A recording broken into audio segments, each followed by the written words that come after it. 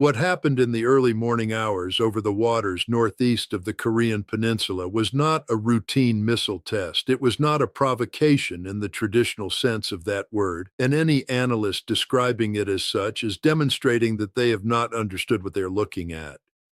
And the networks that covered it will have moved on by the evening broadcast. The think tanks will produce assessments within 48 hours that frame it within familiar conceptual categories. And the people inside the United States government who actually understand what this test demonstrated will be conducting conversations in classified settings that bear almost no resemblance to the public response that is being carefully constructed for external audiences. I have been in enough classified settings across my career to know the distance between what the private assessment says and what the public statement says, and in this case, that distance is considerable. North Korea's test of the Hwasong-27, conducted with a flight profile that American tracking assets monitored from launch through terminal re-entry over a full-duration operational trajectory, achieved three things simultaneously that no previous North Korean missile test has achieved at the same time. It demonstrated a fully functional maneuvering re-entry vehicle capable of in-flight course correction during the terminal phase. It achieved a circular error probable consistent with hard target kill capability, meaning a target like a hardened underground command facility rather than a soft target like a city block. And it successfully completed re-entry through the hypersonic heating environment that remains the primary technical barrier between a country that has a missile and a country that has a weapon. All three simultaneously. That is not an incremental advance. That is a threshold crossing. In my time as an intelligence officer focused on weapons development programs, I have studied the signature characteristics that distinguish a test of a component from a test of a complete weapon system. What the telemetry and tracking data from this flight tells the analysts, who are right now processing it at the Defense Intelligence Agency and the National Air and Space Intelligence Center, is that the North Korean ballistic missile program has crossed from the developmental phase to the operational phase in a capability category that specifically and directly challenges the foundational assumption underlying the American security commitment to South Korea and Japan. Stay with me, because the technical picture of what the Hwasong-27 actually demonstrated is essential for understanding why the word panic, which I do not use lightly, accurately describes what is happening in certain offices in Washington right now. The Maneuvering Re-Entry Vehicle, or MARV, is a technology that adds terminal phase guidance and maneuverability to a ballistic missile re-entry body. Conventional ballistic missile re-entry vehicles follow a predictable ballistic trajectory through the terminal phase of flight.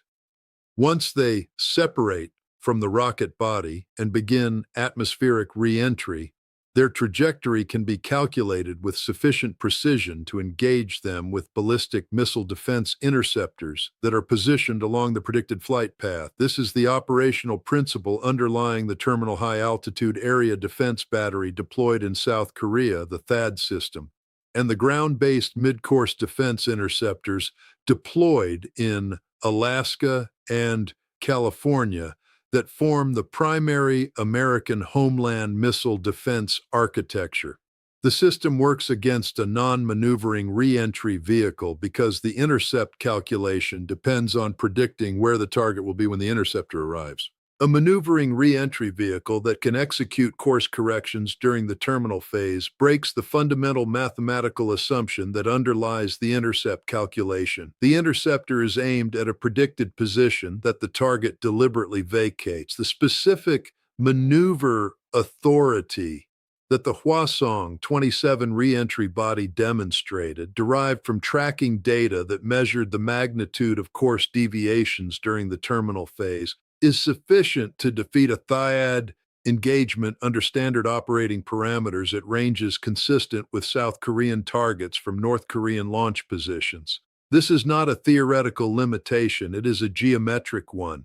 The maneuver authority exceeds the intercept corridor that the THAAD engagement envelope provides at the engagement geometries produced by North Korean launches against South Korean targets. The engineers who built THAAD knew this limitation existed. The operational commanders who deploy and operate THAAD know it exists. The American administration officials who point to THAAD as the answer to the North Korean missile threat know it exists. It has not been publicly communicated to the South Korean and Japanese publics whose security the system is supposed to guarantee, and that gap between the system's advertised capability and its actual capability against this specific threat profile is where the panic I am describing begins. Before we go any further, I need you to understand what a maneuvering re-entry vehicle combined with hard target kill accuracy means for the specific military facilities that underpin the American ability to respond to a North Korean military action. The American military posture in South Korea is built around several key installations. Osan Air Base, which hosts the 51st Fighter Wing and serves as the primary combat aviation facility for American air power in the peninsula.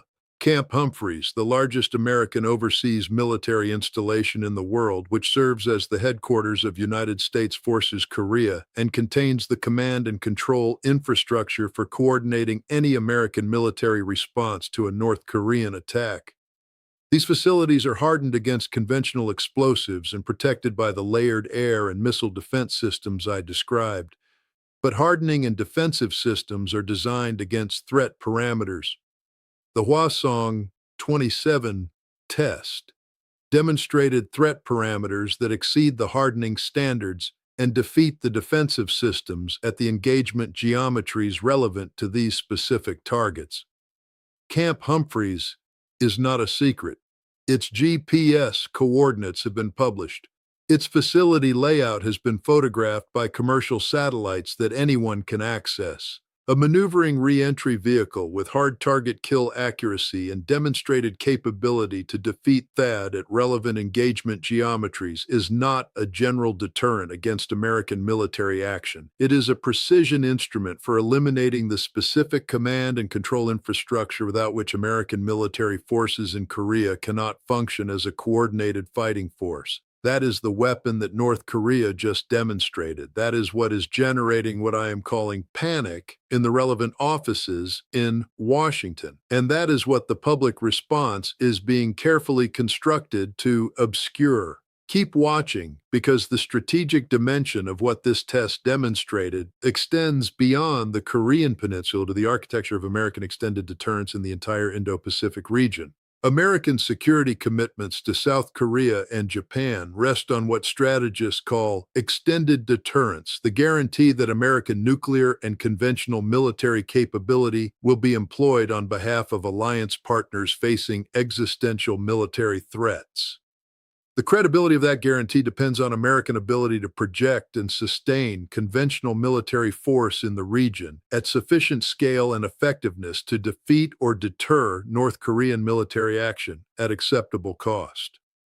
The Hwasong 27 test has demonstrated a capability that, if it performs operationally, as it demonstrated in testing, allows North Korea to specifically target and disable the conventional military infrastructure that underlies that guarantee. A country that can credibly threaten to eliminate the command and control and the combat aviation and the logistics support infrastructure of the American military presence in South Korea in the opening hours of a conflict has fundamentally altered the cost calculus of the extended deterrence commitment in ways that the public formulation of that commitment does not acknowledge.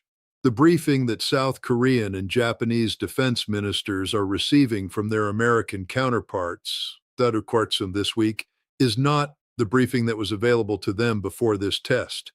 The American officials conducting those briefings are managing a very specific tension. They need to reassure allies whose security commitments depend on confidence in American capabilities and willingness to bear costs. And they need to accurately convey that the Hwasong 27 test has introduced a new variable into the threat calculus that the existing defensive architecture was not designed to address.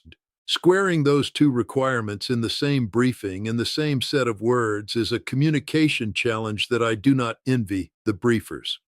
What the mainstream analysis will not tell you is that the response options available to the United States and its allies in the face of this demonstrated capability are considerably more constrained than the public statements about diplomatic pressure and maximum pressure, economic frameworks, and international coalition building suggest.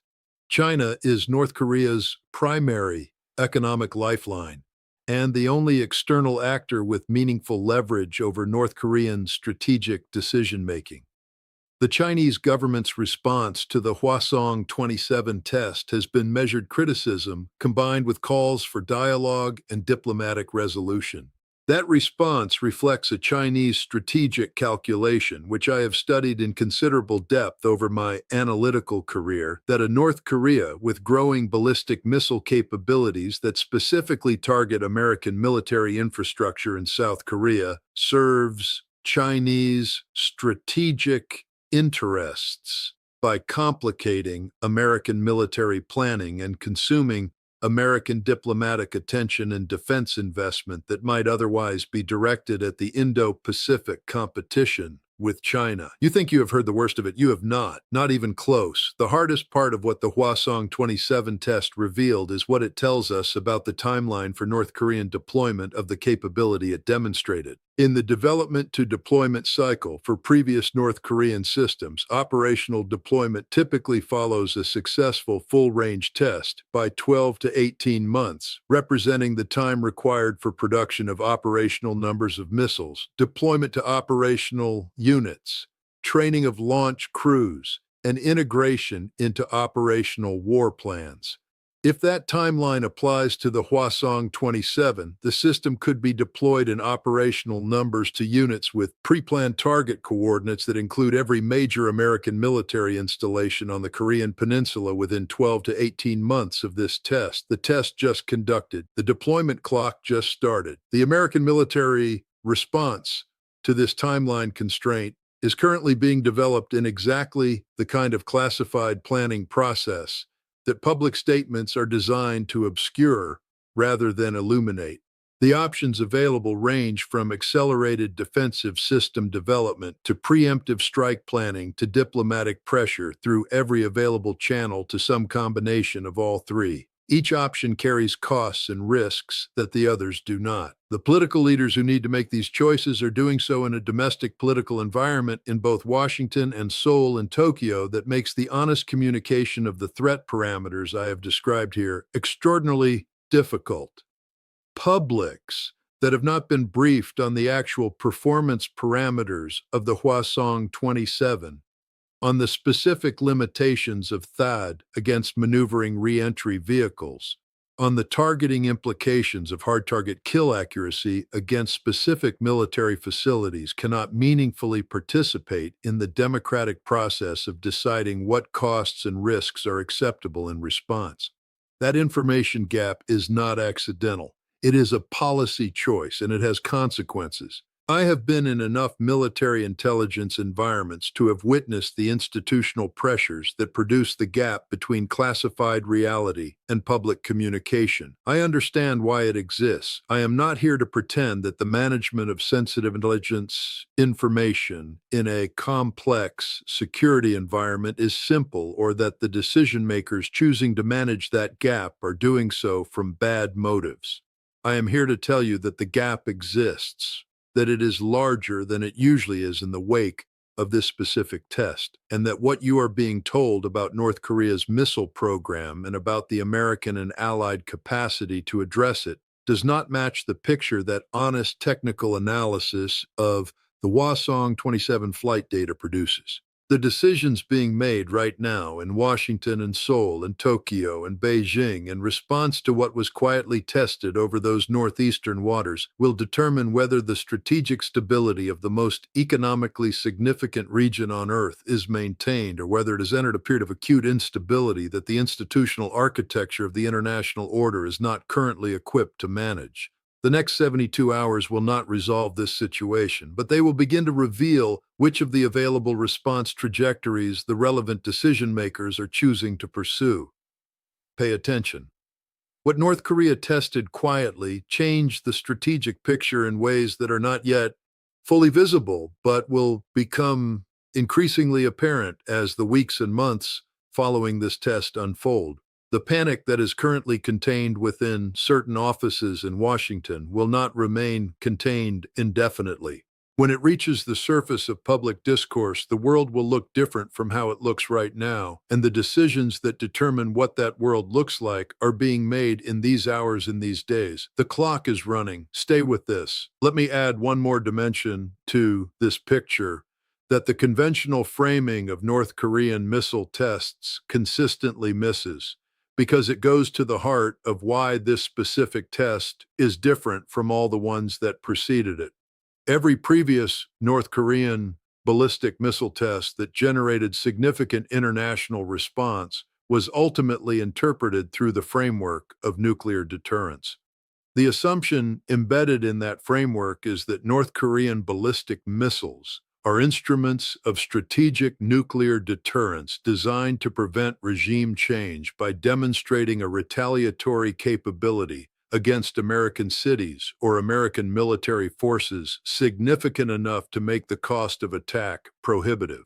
That framework puts the North Korean missile program in a specific conceptual category that has a well-developed diplomatic management architecture associated with it. The six-party talks framework, the denuclearization conversation, the sanctions regime managed through the UN Security Council, the periodic diplomatic initiatives from successive American administrations. The Hwasong 27 test, with its combination of maneuvering re-entry capability and hard target kill accuracy against specific military command and control infrastructure, does not fit cleanly into the nuclear deterrence framework. It fits more cleanly into the conventional precision strike framework, which has a much less developed diplomatic management architecture and which creates a fundamentally different set of strategic problems. A country with credible conventional precision strike capability against the specific military infrastructure that enables an adversary's ability to project power into a theater is not just deterring attack on its own territory. It is holding at risk the operational capacity of that adversary's forward military presence.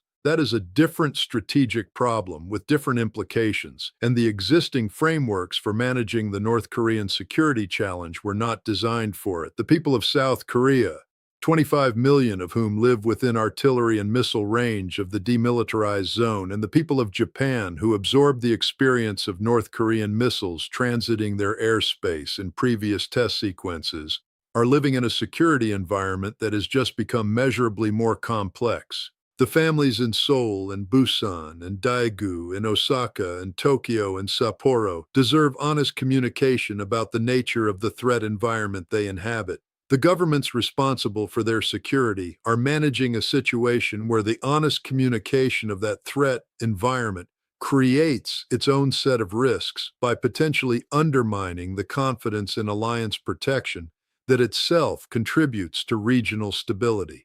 That tension is real, it is not easily resolved, and navigating it poorly produces outcomes that are worse for everyone involved, including the populations whose security is at stake. I am not offering a solution to that tension this evening.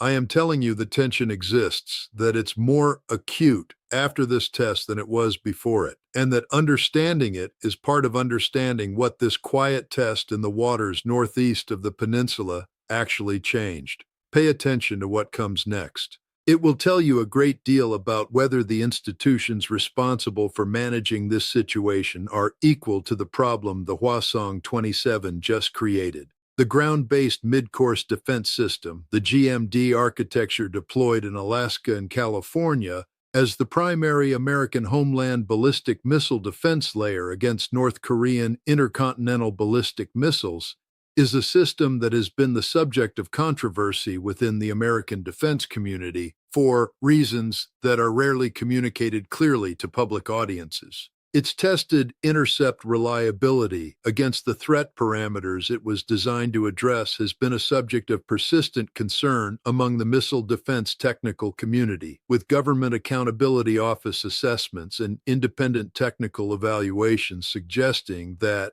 The system's demonstrated performance falls short of the operational reliability standards that would be required for it to be characterized as a high-confidence defense against even a limited North Korean ICBM attack. The system is being upgraded. The Next Generation Interceptor program is intended to address the performance limitations of the existing exo-atmospheric kill vehicle. But the Next Generation Interceptor is not yet deployed, and the Hwasong-27 is being tested now. The gap between the threat trajectory and the defensive response trajectory is a real operational problem that the public framing of American missile defense capabilities does not honestly convey.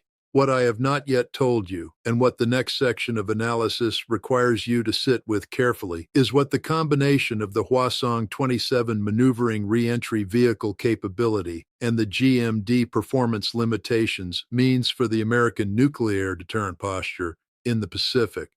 The credibility of nuclear deterrence rests on the adversary's rational calculation that the costs of nuclear attack on the deterring party or its allies would be unacceptable. That calculation includes the adversary's assessment of the deterring party's will to retaliate and the adversary's assessment of the deterring party's ability to absorb a first strike and retain a credible retaliatory capability. A North Korean leadership that has developed a high-confidence conventional precision strike capability against the command and control infrastructure of American conventional forces in the theater, combined with a nuclear capability that introduces genuine uncertainty about American homeland defense reliability, is operating with a strategic calculus that is significantly different from the one that American deterrence theory has been calibrated to manage.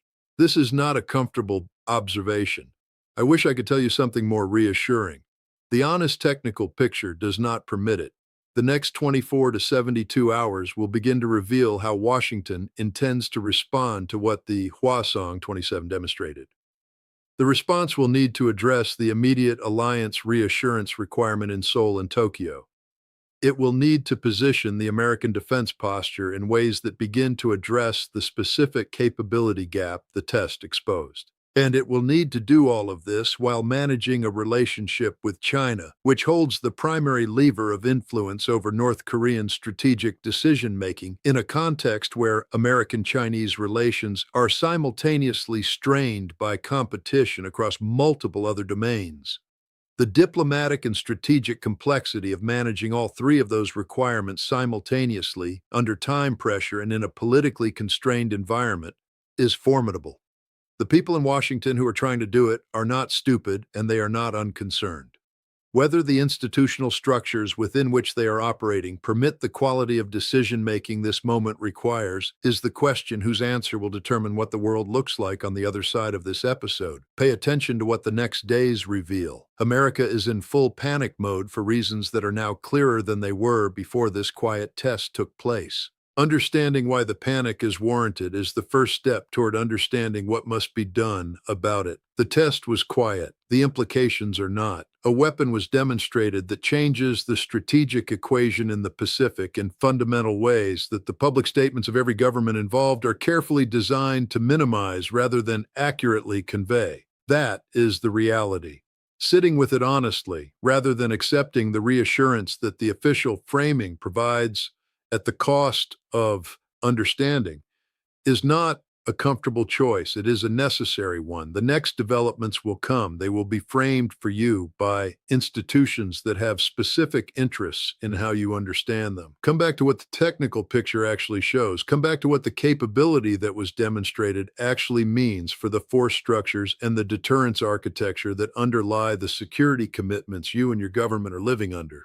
The panic inside certain Washington offices is there for reasons. Understanding the reasons is how you understand what comes next. Stay with it. What North Korea tested quietly will not remain quiet. The implications will be heard. The question is whether you are prepared to understand them when they arrive. Now you are. The clock is running in Pyongyang, in Washington, in Seoul, and Tokyo. What the next 72 hours reveal about the decisions being made in response to this quiet test will tell you more about the world you are living in than anything else available for your attention right now. This is the story that changes everything else. Stay with it.